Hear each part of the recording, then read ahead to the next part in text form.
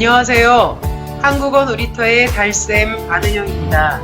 한국인 선생님들이 매일 직접 만드는 EPS 토픽 문제를 만나보세요.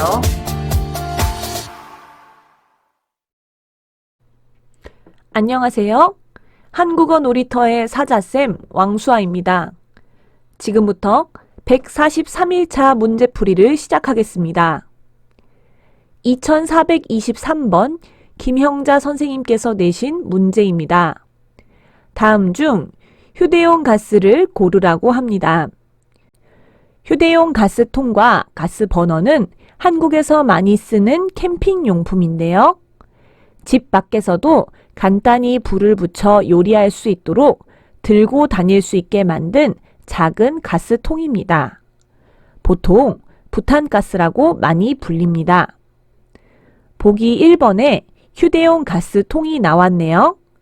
2번은 머리 모양을 고정시키는 헤어스프레이이고요. 3번은 고정되어 있는 곳에 연결하는 LPG 가스통입니다. 4번은 색깔을 칠할 때 뿌려서 칠하는 페인트 스프레이입니다. 정답은 1번입니다. 2424번 신예강 선생님께서 내신 문제입니다. 기계를 세는 단위에 관해서 묻고 있습니다. 전자레인지와 같은 기계들은 대라고 셉니다. 전자레인지가 한 대 있습니다. 정답은 1번입니다.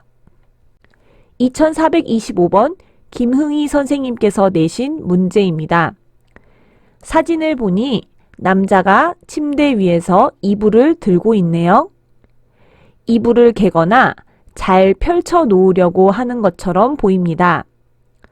널다는 건조대나 빨랫줄에 걸어 말리는 것을 널다라고 하지요. 덮고 있거나 빨고 있는 것처럼은 보이지 않네요. 이불을 정리하고 있습니다. 정답은 1번입니다. 2426번 설은지 선생님께서 내신 문제입니다. 사진을 보니 하얀 가운을 입은 사람이 약병으로 보이는 것들을 만지고 있습니다. 책상 위에도 여러 가지 약이 놓여 있네요. 가운을 입은 것을 보니 의사이거나 약사이겠지요. 약국에서 약사가 약을 짓고 있습니다. 정답은 2번입니다. 2427번 송세윤 선생님께서 내신 문제입니다. 이번에 새로 개발한 약은 호흡기가 약한 환자들에게 큰 땡땡이 될 것입니다. 1번 피해는 해를 입히는 것이니 답이 아닙니다. 2번 소득은 돈이 된다, 돈을 번다는 뜻이니 답이 아니지요. 3번 이해는 머리로 생각을 알게 되다 라는 것이니 답이 아닙니다. 새로운 약이 나온 것은 환자들을 도와주기 위해서이지요. 정답은 4번 도움입니다. 2428번 한승현 선생님께서 내신 문제입니다. 오래 서 있었더니 땡땡이 저리고 아픕니다. 서 있는 역할을 하는 신체의 부위를 찾으면 되겠지요. 정답은 4번 다리입니다. 2430번 안은영 선생님께서 내신 문제입니다. 먼저 손잡이에 있는 안전 스위치를 땡땡땡, 전원 스위치를 올리면 기계가 작동합니다. 문장을 보니 일의 순서를 말하고 있습니다. 먼저 손잡이에 있는 안전 스위치를 누릅니다. 그리고 전원 스위치를 올리면 기계가 작동합니다. 이 두 문장을 한 문장으로 만든 것입니다. 그러면 누르다 라는 말과 그리고 라는 말을 합쳐야겠죠. 누르기 때문에 눌러서 누르니까 이 세 가지는 앞 문장의 결과로 뒤에 있는 문장이 올 때 쓰는 말이기 때문에 들어가면 매우 어색한 말이 됩니다. 그래서 정답은 2번 누르고입니다.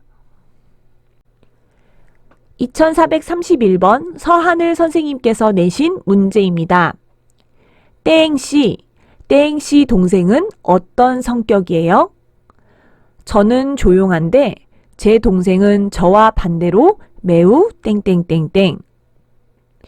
조용하다와 반대되는 말을 고르면 되겠죠? 조용하다의 반대말을 보통 시끄럽다라고 생각하는데 여기서 조용하다는 성격이 차분하다, 말수가 적다라는 뜻으로 사용되기 때문에 이것과 반대로 성격이 활기차다, 말수가 많고 씩씩하다라는 뜻과 비슷한 것을 찾으면 됩니다. 1번 차분하다는 조용하다와 비슷한 뜻이지요. 3번 느려요는 속도가 느리다는 것이기 때문에 답이 아닙니다. 4번 좋아해요는 성격과 관련된 말이 아니기 때문에 답이 아니겠지요. 정답은 2번 활발해요입니다.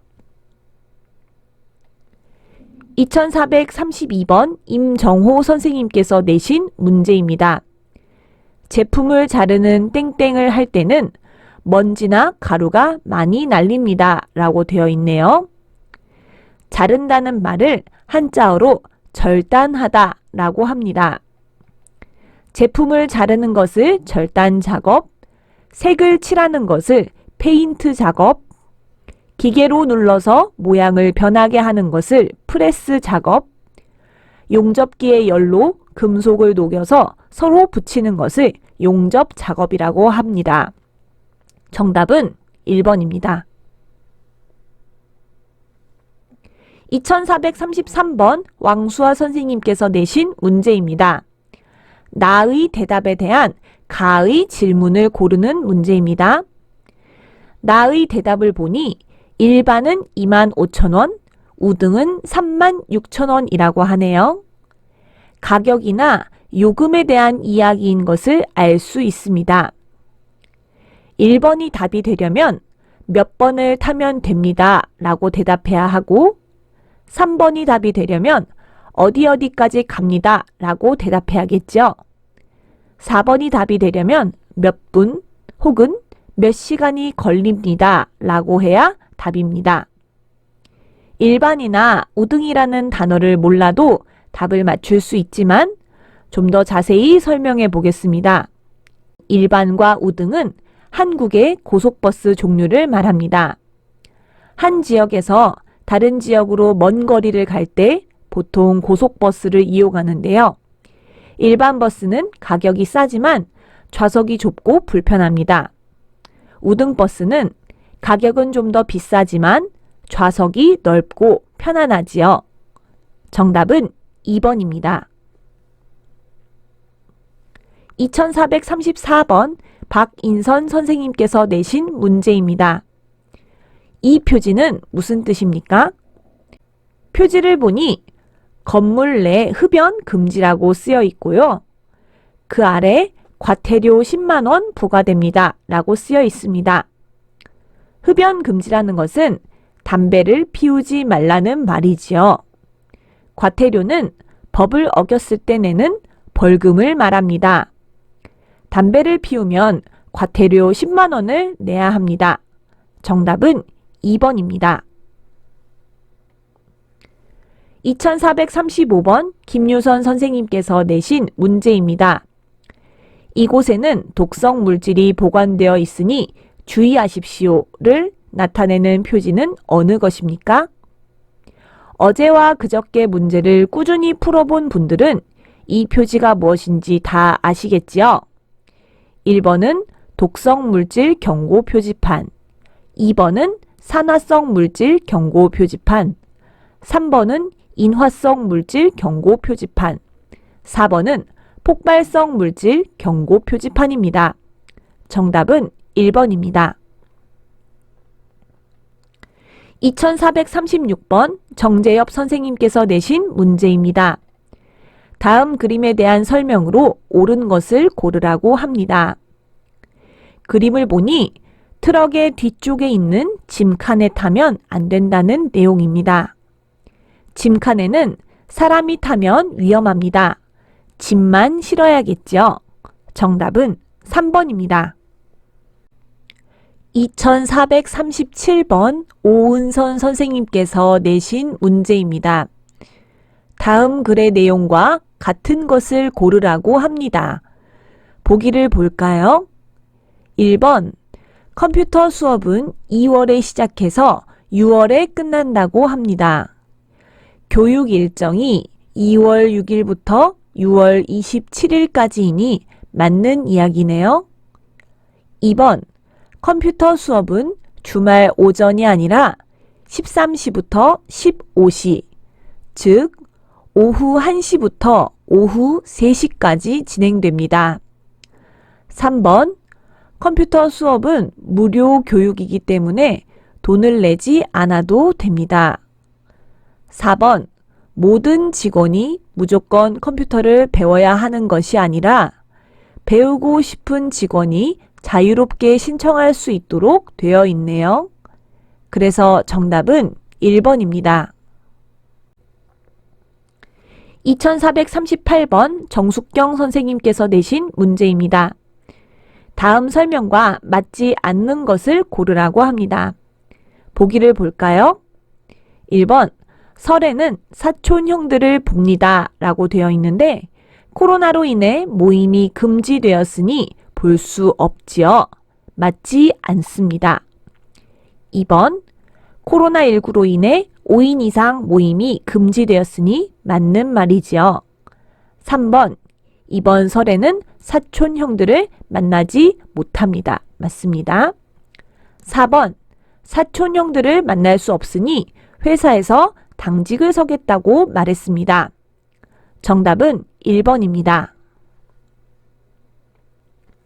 2439번 엄태윤 선생님께서 내신 문제입니다. 물, 식용유, 눈물, 술은 모두 흘러내리는 액체이지요. 정답은 1번입니다. 2440번 아띠 선생님께서 내신 문제입니다. 다음 단어의 반대말은 무엇입니까? 물건을 두다. 두다는 무언가를 어디에 놓거나 어떤 자리에 있게 하는 것을 말합니다.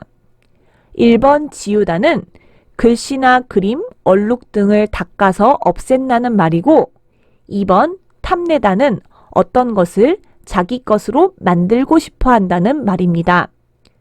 3번 치우다는 물건을 다른 곳으로 옮기거나 없애는 것을 말합니다. 4번 맡기다는 어떤 것을 다른 사람에게 넘겨주어서 담당하게 하는 것을 말합니다. 그래서 정답은 3번입니다. 오늘도 열심히 공부하셨나요? 문제를 풀면서 문제에 나오는 단어의 의미도 열심히 공부해 보세요. 내일 144일차 문제풀이에서 다시 만나요.